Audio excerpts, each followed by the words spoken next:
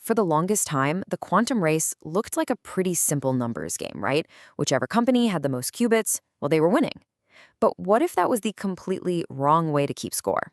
What if just building more and more qubits was actually making the problem worse? Well, it turns out the old rules of the game are totally, fundamentally broken. And this quote, man, it just nails it.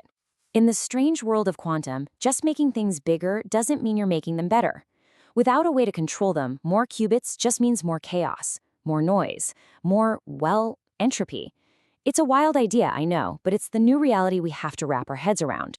In a word, yeah, pretty much. That whole race to a million physical qubits is over, because it was a race to absolutely nowhere. The real finish line has moved. The game has changed, big time, and the new currency isn't the physical qubit anymore. It's something far more powerful and a whole lot harder to build. Okay, so to really get a grip on the new rules, we first have to understand why the old ones failed so spectacularly. And it all boils down to the fundamental building block of a quantum computer and, its greatest weakness, the physical qubit itself. And this is where things get really interesting. The difference in just stability. A classical bit in your phone or laptop is a brute. It's a tough little switch controlled by billions of electrons. It's rock solid. But a physical qubit, oh, it's an artist. It's a single, lonely particle held in this incredibly delicate quantum state. Now, that fragility is what gives it its superpower, right? Superposition, being both 0 and 1 at the same time. But that's also its kryptonite. And that brings us to the ultimate villain of our story, noise. Just think of it like static on an old radio. But for quantum information, the tiniest vibration, a stray magnetic field from across the room, even a slight change in temperature can just knock a qubit right out of its fragile state, completely wiping out the information it holds.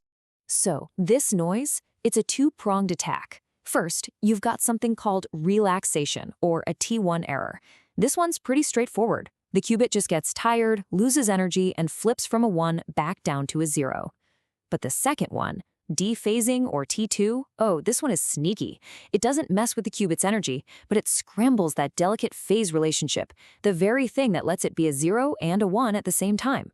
This is a purely quantum error, and it is devastating. And here's where the math just gets brutal.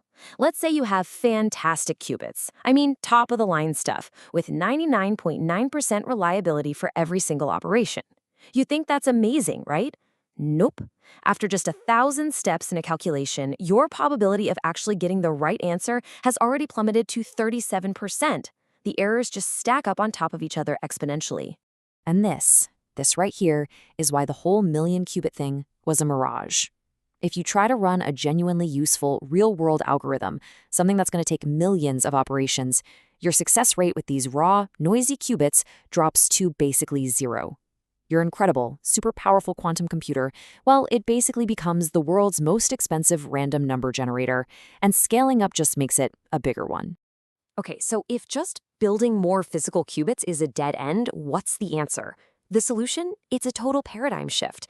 Instead of trying to build one perfect physical qubit, which frankly might be impossible, the new goal is to build a perfect logical qubit out of a whole bunch of imperfect physical ones. But of course, there's a catch. Think about your computer.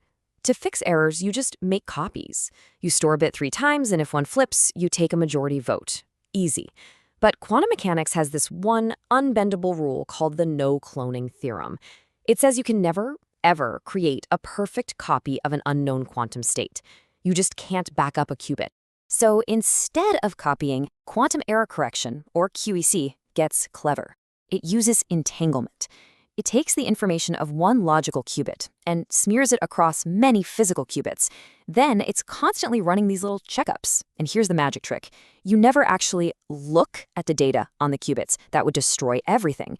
Instead, you just check their relationships to each other. If one of those checks fails, it's like a little red flag goes up, telling you exactly where an error happened. Then you can go in and apply a fix, all while keeping that precious logical information. And this whole strategy, this entire house of cards, it all rests on one absolutely beautiful idea, the threshold theorem. Think of it like a magic line in the sand for errors. If your physical qubits are too noisy, if they're above that threshold, adding more qubits to your error-correcting code just gives you more ways for things to go wrong. But if you can get your physical qubits below that threshold, something incredible happens. adding more physical qubits actually starts to exponentially crush the errors. And get this, in 2024, this stopped being just theory. Both Google and Quantinuum actually demonstrated systems that crossed this threshold, proving it's really possible. All right, so the race is officially on to build these super stable logical qubits. But here's the thing. Not everyone is betting on the same horse.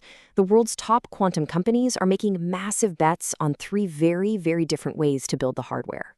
And this table really breaks down the different bets and their trade-offs. First up, you've got the speed demons, superconducting qubits from Google and IBM. They're incredibly fast, but their qubits can only talk to their next-door neighbors. This low connectivity forces them into really inefficient error correction, needing maybe 1,000 physical qubits just to make one logical one. Then you've got the precision players, trapped ions from Quantinuum.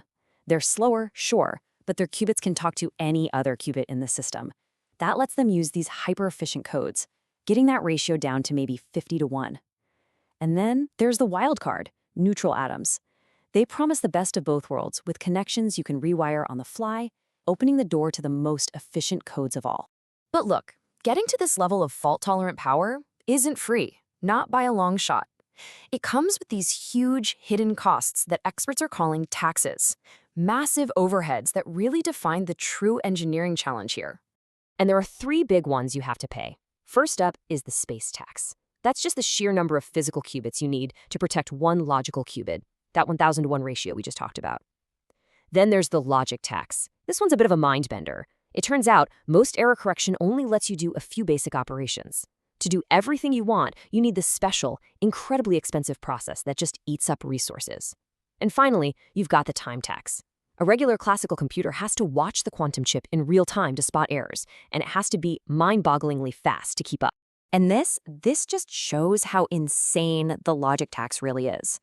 Early models suggest that on a big, fault-tolerant quantum computer of the future, a staggering 95% of the machine's power won't even be running your problem. Nope, it'll be dedicated to this massive internal factory whose only job is to churn out these special magic states you need for universal calculations. That leaves just a tiny 5% slice of the whole machine to do the actual work. And this gets right to the heart of the time tax. You've got your quantum chip just humming along, making potential errors, and its classical partner has to keep up, decoding the error signals and sending back fixes. For a super fast superconducting chip, that entire feedback loop has to happen in less than a microsecond. If the classical decoder falls even a little bit behind, the errors pile up and your logical qubit just falls apart. It actually creates this bizarre paradox where a slower quantum computer, like one based on trapped ions, could actually be a faster logical computer because it gives its classical buddy more time to sync. Okay, so now that we know the new rules of the game, it's all about logical qubits and paying these crazy taxes. Let's go back to that big question. Who's actually winning this thing? Well, if we look at the roadmaps from the big players, we can see how they're planning to tackle it all.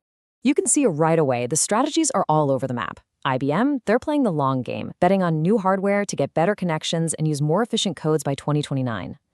Google's strategy is basically brute force, sticking with their inefficient but well-understood surface code and just planning to win with massive, massive scale. Quantinuum is all about quality over quantity, leveraging their super high-quality ions to already lead in logical qubit performance today, aiming for a full system by 2030. And then you have Quera, making this incredibly bold play to use their reconfigurable atoms to try and leapfrog everyone, targeting an amazing 100 logical qubits by 2026. So what's the bottom line here? The new finish line isn't a number. The winner isn't going to be the company with the most qubits. No way. It's going to be the one that finds that perfect sweet spot, that magical balance between raw speed, the high connectivity you need for good error correction, and a system design that keeps those hidden taxes as low as possible. You see, in the end, the whole game has changed.